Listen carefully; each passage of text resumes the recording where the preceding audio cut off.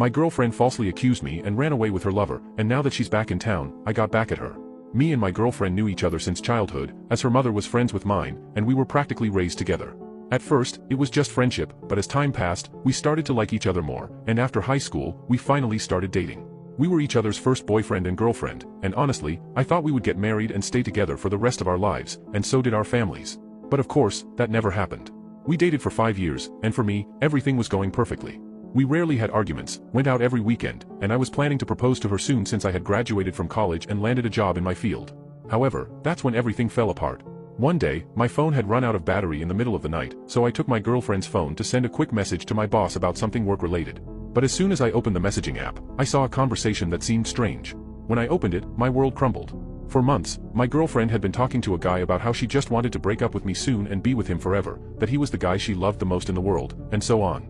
I didn't read much of the conversation and immediately woke up my girlfriend, and we started arguing. After a lot of discussion, I just kicked her out of my house. I spent days without contacting anyone, couldn't even get out of bed. But when I finally opened my social media, I realized I had made a mistake. My girlfriend had spread to both her family and mine that, in fact, I had cheated on her, and on top of that, I had kicked her out of the house in the middle of the night when I found out all of this. I hadn't said anything for days, so our families just believed that I was too ashamed to speak and, therefore, must be guilty. Moreover, my mother-in-law was having the issue that several pieces of jewelry were missing from her house, so my girlfriend also said that I was taking them and that I should be reported. Of course, it wasn't me who was doing it, but, of course, she preferred to believe her daughter. Because of this, I was arrested for a few days, but since there was no evidence that I had actually taken anything, I ended up being released.